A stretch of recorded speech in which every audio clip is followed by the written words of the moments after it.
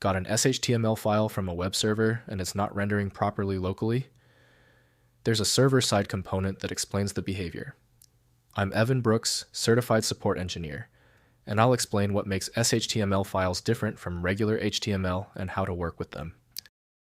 Just a reminder, the whole point of the final segment is to show you the efficiency of using one specialized SHTML file analysis tool that eliminates the need for dozens of format-specific utilities. SHTML files are HTML web pages that contain server-side, include SSI directives processed by the web server before delivering the page to browsers. They contain standard HTML markup with embedded SSI commands that dynamically include content from other files, insert server variables, or execute conditional logic during page generation. SHTML files use standard HTML encoding with embedded SSI directives and HTML comment syntax, like for file inclusion for variable output and for conditional content. The web server processes these directives, replacing them with dynamic output before sending HTML to the client. The standard opener for SHTML is known to be Apache HTTP Server, developed by Apache Software Foundation. Windows can show the file exists, but cannot perform color space correction or rendering.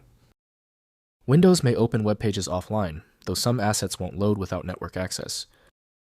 Your first step in isolating the problem. Right-click the HTML file and select Open With.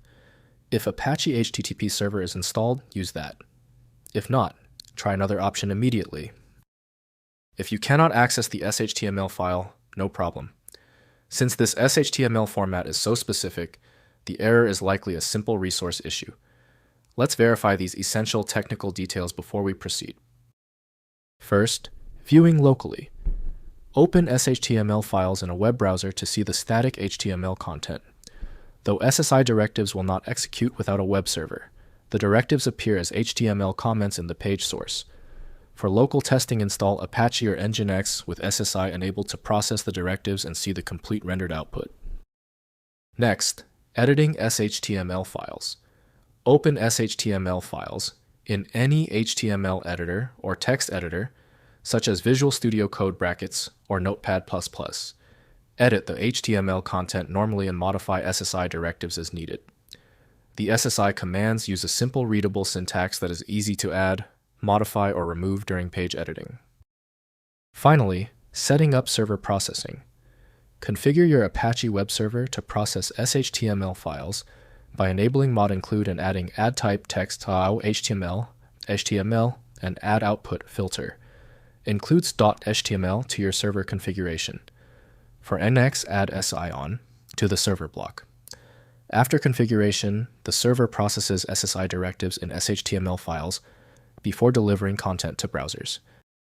If compatibility checks failed, it is likely because the file extension name is shared by different developers for unrelated formats, causing your PC to use the wrong reading language. One helpful next step is to try a utility that attempts to bypass standard file associations by using raw-level data inspection to better identify the file's likely origin. Finally, the problem might be deep-seated.